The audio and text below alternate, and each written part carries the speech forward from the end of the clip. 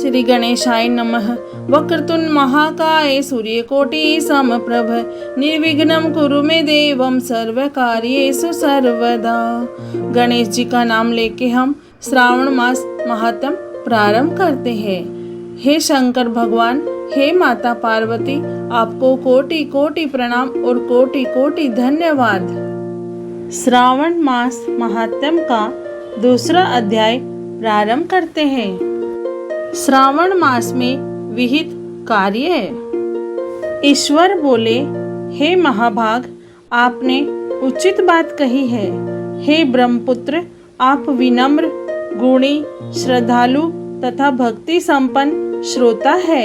हे अनग, आपने श्रावण मास के विषय में विनम्रता पूर्वक जो पूछा है उसे तथा जो नहीं भी पूछा है वह सब अत्यंत हर्ष तथा प्रेम के साथ मैं आपको बताऊंगा।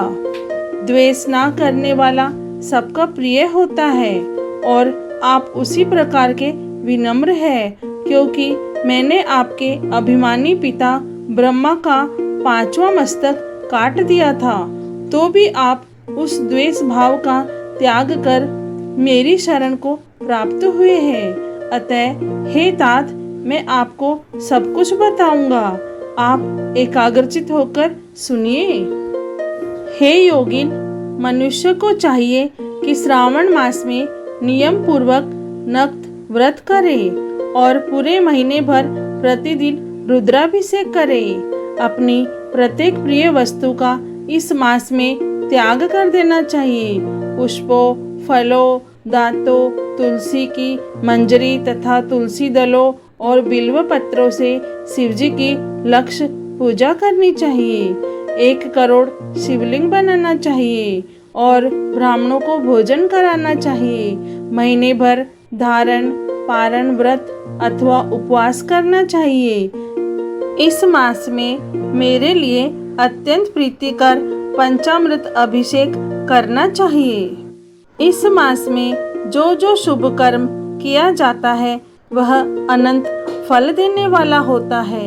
हे मुने, इस माह में भूमि पर सोए, ब्रह्मचारी रहे और सत्य वचन बोले। इस मास को बिना व्रत के कभी व्यतीत नहीं करना चाहिए। फलाहार अथवा हविष्य अन्न ग्रहण करना चाहिए। पत्ते पर भोजन करना चाहिए। व्रत करने वाले को चाहिए कि इस मास में शाक का पूर्ण रूप से परित्याग कर दे। हे मुनिश्रेष्ठ, इस मास में भक्ति युक्त होकर मनुष्य को किसी न किसी व्रत को अवश्य करना चाहिए।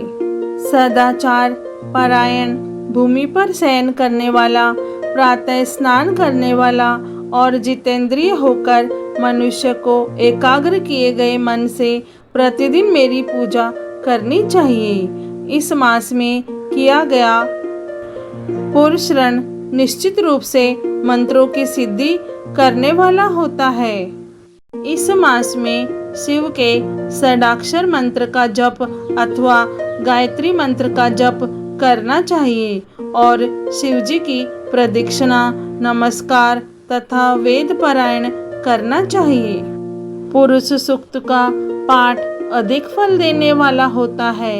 इस मास में किया गया ग्रह यज्ञ, कोटि होम, लक्ष्य होम तथा अयुत होम शीघ्र ही फलीभूत होता है और अभीष्ट फल प्रदान करता है। जो मनुष्य इस मास में एक भी दिन व्रतहीन व्यतीत करता है वह महाप्रलय पर्यंत घोर नरक में वास करता है। यह मास मुझे जितना प्रिय है उतना कोई अन्य मास प्रिय नहीं है। यह मास सकाम व्यक्ति को अभीष्ट फल देने वाला तथा निष्काम व्यक्ति को मोक्ष प्रदान करने वाला है।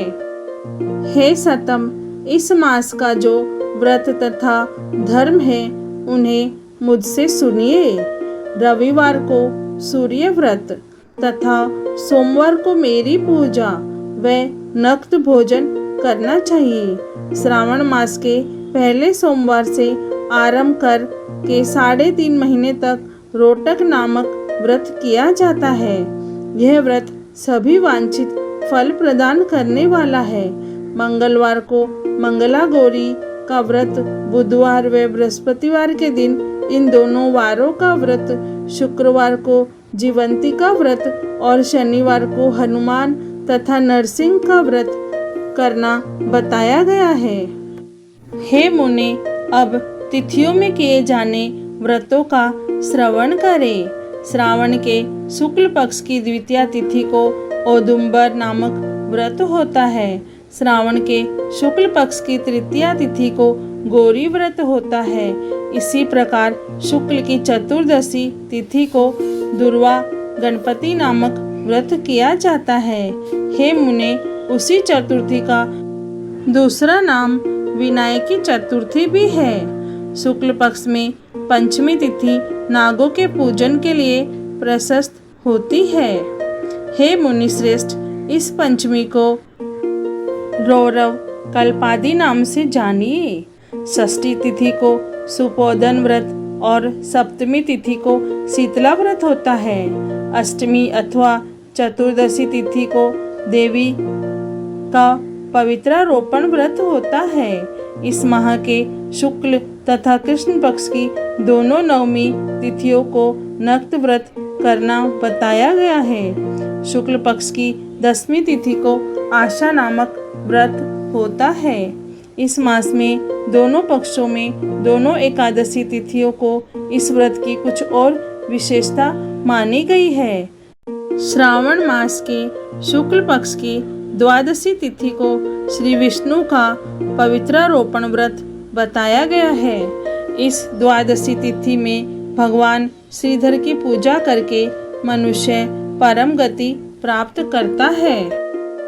उत्सर्जन, उपाकर्म, सभादीप, सभा में उपाकर्म, इसके बाद रक्षाबंधन, पुनः श्रवणाकर्म, सर्प बलि और हयग्रीव का अवतार, ये 7 कर्म पूर्णमासी तिथि को करने हेतु बताए गए हैं। श्रावण मास के कृष्ण पक्ष में चतुर्थी तिथि को संकष्ट चतुर्थी व्रत कहा गया है और श्रावण मास के कृष्ण पक्ष की पंचमी तिथि के दिन मानव कल्पादि नामक व्रत को जानना चाहिए। हे द्विजोत्तम, कृष्ण पक्ष की अष्टमी तिथि को श्री कृष्ण का पुण्य अवतार हुआ। इस दिन उनका अवतार हुआ, अतः महान उत्सव के साथ इस दिन व्रत करना चाहिए। हे मुनि श्रेष्ठ, इस अष्टमी को मनवादी तिथि जानना चाहिए। श्रावण मास की अमावस्या तिथि को पिठोरा व्रत कहा जाता है। इस तिथि में कुशों का ग्रहण और वृषभों का पूजन किया जाता है। इस मास में शुक्ल पक्ष की प्रतिपदा तिथि से लेकर सब तिथियों के पृथक पृथक देवता है।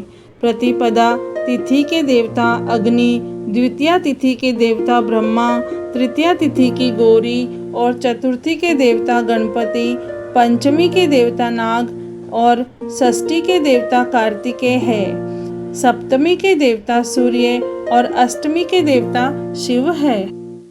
नवमी की देवी दुर्गा, 10वीं के देवता यम और एकादशी तिथि के देवता विश्वदेव कहे गए हैं। द्वादशी के विष्णु तथा त्रयोदशी के देवता कामदेव है। चतुर्दशी के देवता शिव और पूर्णिमा के देवता चंद्रमा और अमावस्या के देवता पितर है। ये सब तिथियों के देवता कहे गए हैं। जिस देवता की जो तिथि हो उस देवता की उसी तिथि में पूजा करनी चाहिए। प्रायः इसी मास में अगस्त्य का उदय होता है। हे मुने, मैं उस काल को बता रहा हूँ, आप एकाग्रचित होकर सुनिए। सूर्य के सिंह राशि में प्रवेश करने के दिन से जब 12 घड़ी व्यतीत हो जाती है तब अगस्त्य का उदय होता है। उसके 7 दिन पूर्व से अगस्त्य को अर्घ्य प्रदान करना चाहिए। 12 मासों में सूर्य पृथक पृथक नामों से जाने जाते हैं। उनमें से श्रावण मास में सूर्य गभस्ती नाम वाला होकर तपता है। इस मास में मनुष्य को भक्ति संपन्न होकर सूर्य की पूजा करनी चाहिए। हे सतम, 4 मासों में जो वस्तुएं वर्जित है उन्हें सुनिए। श्रावण मास में शाक तथा भाद्रपद में दही का त्याग कर देना चाहिए। इसी प्रकार आश्विन में दूध तथा कार्तिक में दाल का परित्याग कर देना चाहिए। यदि इन मासों में इन वस्तुओं का त्याग नहीं कर सके तो केवल श्रावण मास में ही उक्त वस्तुओं का त्याग करने से मानव उसी फल को प्राप्त कर लेता है। हे मानद, यह बात मैंने आपसे संक्षेप में कही है। हे मुनिश्रेष्ठ, इस मास के व्रतों और धर्मों के विस्तार को सैकड़ों वर्षों में भी कोई नहीं कह सकता। मेरी अथवा विष्णु की प्रसन्नता के लिए संपूर्ण रूप से व्रत करना चाहिए।